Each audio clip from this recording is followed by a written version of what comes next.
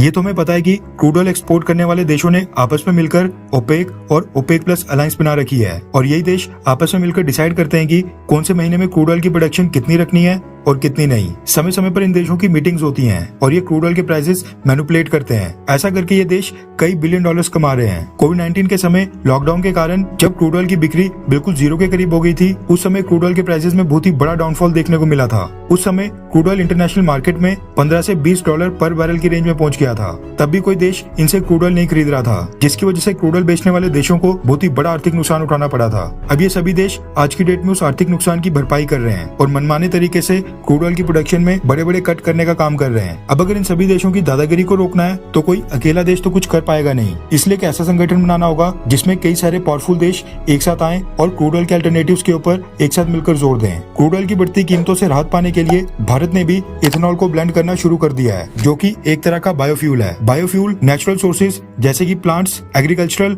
Domestic और industrial bio waste से बनाया जाता है। ये क्लीन और ग्रीन एनर्जी की कैटेगरी में आते हैं, जो इन्वायरमेंट फ्रेंडली और रिन्यूएबल सोर्स ऑफ एनर्जी है। 3 सबसे कॉमन बायोफ्यूल होते हैं: बायोइथेनॉल, बायोडीजल और बायोगैस। इनको ट्रेडिशनल पेट्रोल, डीजल और गैस के साथ ब्लेंड करके ट्रांसपोर्टेशन के लिए इस्तेमाल किया जाता है। साल 2019 में एक सर्वे किया गया था जिसमें पाया गया था कि दुनिया भर में रोड ट्रांसपोर्ट के लिए जितना भी फ्यूल इस्तेमाल होता है उसका मात्र 3% ही बायोफ्यूल से आता है। इंटरनेशनल एनर्जी एजेंसी ने साल 2050 तक का टारगेट रखा है कि साल 2050 तक इसको 3% से बढ़ाकर 25% तक ले जाना है। यानी बायोफ्यूल के इस्तेमाल को इतना प्रमोट करना है कि ट्रांसपोर्टेशन पर पूरी दुनिया में जितना फ्यूल लगता है उसका 25% अकेले बायोफ्यूल के इस्तेमाल से आए। इससे पेट्रोल और डीजल के ऊपर से 25% तक डिपेंडेंसी कम हो जाएगी और प्राइसेस हमेशा कंट्रोल में रहेंगे और क्रूड ऑयल प्रोड्यूसिंग कंट्रीज की दादागिरी के ऊपर भी लगाम लगेगी। होता क्या है कि टारगेट तो कई सारे देश कई सारी चीजों के लिए सेट करते हैं, लेकिन उसके ऊपर काम कोई भी नहीं करता है। मगर भारत ने इसका जिम्मा अपने सर के ऊपर उठा लिया है और क्रूड ऑयल की तरह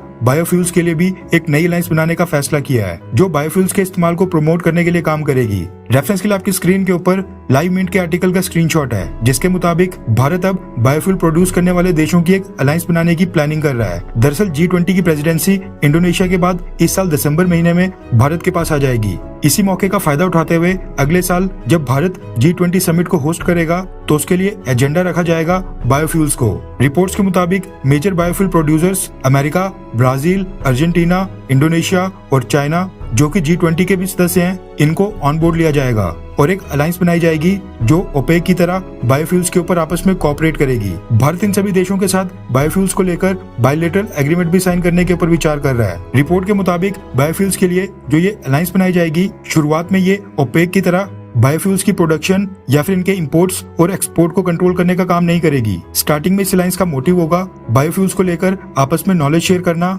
इससे रिलेटेड रिसर्च और डेवलपमेंट में एक दूसरे देश का योगदान करना। इसी के साथ बायोफ्यूल्स के इंडस्ट्रियल और ट्रांसपोर्टेशन यूज को बढ़ावा देना, बायोफ्यूल्स की प्रोडक्शन को लेकर आपस में टेक्नोलॉजी ट्रांसफर करना भी इस अलायंस के उद्देश्य होंगे। अगर ये अलायंस सक्सेसफुल हो जाती है तो ट्रांसपोर्टेशन कॉस्ट को कम रखने में बहुत ही बड़ी मदद मिलेगी। भारत के अंदर बायोफ्यूल्स की प्रोडक्शन को बढ़ाने के लिए मोदी सरकार बहुत ही ट्रिमेंडस काम कर रही है। साल 2018 में भारतीय सरकार ने बायोफ्यूल्स के एक्सपोर्ट और इम्पोर्ट के ऊपर पूरी तरह से रोक लगा दी थी और फ्यूल्स में बायोफ्यूल को ब्लेंड करने का काम बहुत ही तेजी से शुरू कर दिया था। ये जो बायोफ्यूल्स की अलायंस का प्लान है वो भी मोदी सरकार का बहुत ही बड़ा मास्टर स्ट्रोक होने वाला है और फ्यूचर में बायोफ्यूल्स के एक्सपोर्ट और इंपोर्ट और इनके प्राइस कंट्रोल और प्रोडक्शन के ऊपर कोऑपरेट करने में भारत को बहुत ही बड़ी मदद मिलेगी।